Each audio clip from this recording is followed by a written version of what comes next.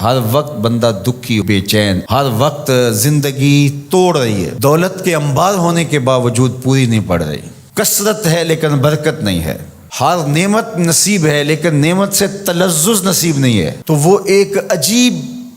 اضطراب کی زندگی، بے چینی کی زندگی، دکھ بھری زندگی، مصیبت میں گھری ہوئی زندگی، مصائب آلام کے اندر پھنسی ہوئی زندگی، ایک مصیبت زدہ زندگی کا تصور۔ تو اب ایسی زندگی کے اسباب کیا ہیں؟ علماء نے اس کے 5 اسباب بیان کیے ہیں۔ اگر ہم میں سے کسی کے پاس ان اسباب میں سے ایک بھی ہو تو اس کو فی الفور دور کرنا چاہیے، اور اگر خدا نخواستہ کسی کے اندر وہ 5 سبب پائے جائیں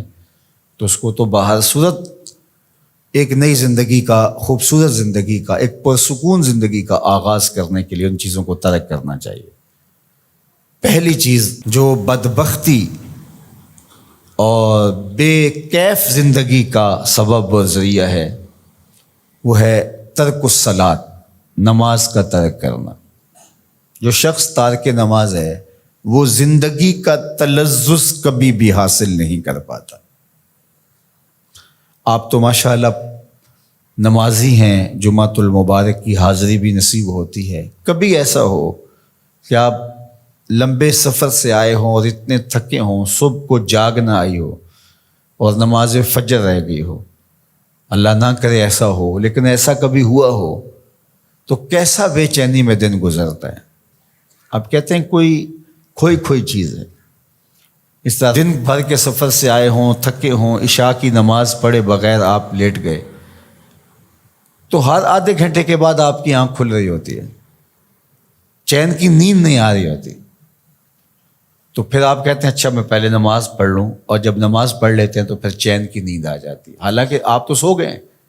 لیکن وہ کس چیز نے آپ کو اٹھا دی اور پھر آپ اٹھ کے بیٹھ گئے۔ تو آپ نے نماز نہ پڑھی ہو اور وہ بھی آپ تھکن سے چور ہیں تو آپ کو چین کی نیند نہیں آ رہی،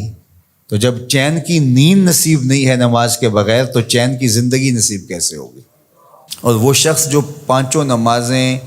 ترک کرنے کا عادی ہو چکا ہے، اس کو پرواہ بھی نہیں ہے اس کی، تو وہ کہہ تو رہا ہے کہ مجھے پرواہ نہیں ہے، لیکن اندر سے اس کو کچھ چیز ضرور کاٹتی ہے، اس کا احساس اتنا مر چکا ہے کہ اس کو یہ سمجھ نہیں آ رہی کہ میری بے چینی کے اسباب کیا ہیں۔ نمازی کو تو پتہ ہے کہ آج سارا دن بے چین اس لیے گزرا کہ میں فجر کی نماز نہیں ادا کر پایا،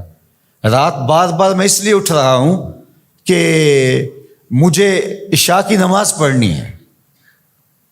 اور یہ شعور بھی چھین لیا گیا جس سے وہ تو کہتا ہے کہ آج ڈپریشن ہے، آج فلاں مسئلہ ہے، آج میرا کوئی بلڈ پریشر اوپر نیچے ہو گیا، رات کو اٹھ کے کوئی گولی لیتا ہے اور جو ہے وہ بار بار بلڈ پریشر چیک کرتا ہے، کیا وجہ ہے کہ نیند نہیں آ رہی؟ تو اس کے نیند نہ آنے کا سبب تو کچھ اور ہے، لیکن وہ کچھ اور سمجھ رہا ہے اور دوائی کسی اور چیز کی کھا رہا ہے اور مرض اس کا کوئی اور ہے۔ تو یہ بدبختی ہوتی ہے کہ کوئی شخص تارک نماز ہو، تو 5 گانا نماز یہ شعار زندگی بن جائے تو انسان کی شقاوت سعادت میں بدل جاتی ہے اور وہ بدبختی سے خوشبختی کی جانب عازم سفر ہو جاتا ہے۔